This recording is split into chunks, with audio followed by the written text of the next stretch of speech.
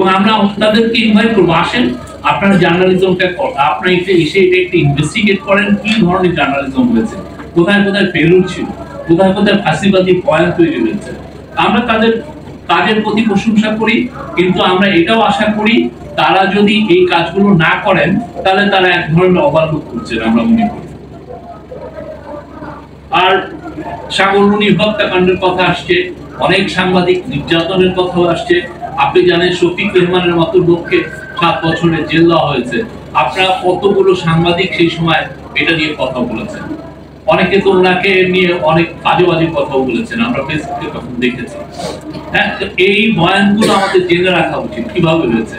আবুল আসাদের মতো লোক, উনি বাংলার পৃথিবীর প্রত্যেকটা দেশে প্রত্যেকটা পার্টিরই একটা মুখপাত্র, উনি জামাত ইসলামের মুখপাত্র সংগ্রামের একজন এডিটর। জামাত ইসলামের সংগ্রামে তো অনেক পুরনো একটা পত্রিকা, আপনি সেই পত্রিকার এডিটরকে তাকে তার অফিসে যে ঢুকে এনে তাকে মারতে মারতে তাকে ছেঁচড়ে নিচে আনছে, কিন্তু আমরা পরের দিন দেখেছি অনেকে এটা নিয়ে একটা রিপোর্ট করেন, অনেকে আমাদের সম্পাদক পরিষদ অনেকে এগুলো নিয়ে একটা কন্ডেমনেশন দেয়। এগুলো তো এই ব্যর্থতাগুলো তো ছিল। তো আমরা মনে করি প্রত্যেকটা বিষয় আমরা সিরিয়াসলি রিসার্চ করার দাবি রাখে। আমরা রিসার্চ করতে জন্য আমরা রিসার্চ করলে হবে কি, আমাদের পরবর্তী প্রজন্মের কাছে আমাদের দায়ের জায়গাগুলো মিটবে, আমরা তাদেরকে দেখাবো যে এই ঘটনাগুলো ঘটেছে। আর আমাদের কথায় আমরা যারা এখন ধরেন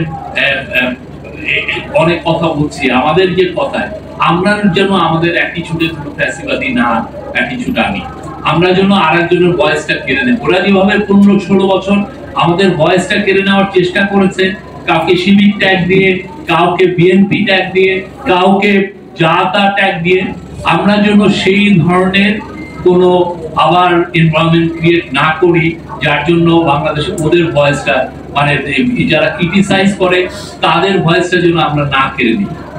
একটা সোসাইটি ফাংশন করে তার বহু ভয়েসের দ্বারা, আমরা প্রত্যেকটা ভয়েসকে ওয়েলকাম করি, প্রত্যেকটা ভয়েস বাংলাদেশে জারি থাকুক, এবং আমরা যেন প্রত্যেকটা ঘটনা, গত 15 বছরে অনেক ব্যর্থতা, আমাদের অনেক ধরনের ফ্যাসিবাদী বয়ান তৈরি হয়েছে, প্রত্যেকটা ঘটনার জন্য আমরা ফিরে ফিরে যাই, দেখি, ইনভেস্টিগেট করি, তাহলে আমাদের রিয়াল কাজটা হবে। এবং আমি সবাইকে, আমাদের যারা সাংবাদিকতা নিয়ে কাজ করছে, যারা ইউনিভার্সিটিতে এটা নিয়ে রিসার্চ করছে, যারা বাংলাদেশের সাংবাদিকতার গ্রুপ আছে, তাদেরকে আমরা বলবো যে প্লিজ আপনারা গত 15-16 বছরে শেখ হাসিনা রেজিমে কি ধরনের জার্নালিজম হয়েছে আপনারা ইনভেস্টিগেট করেন।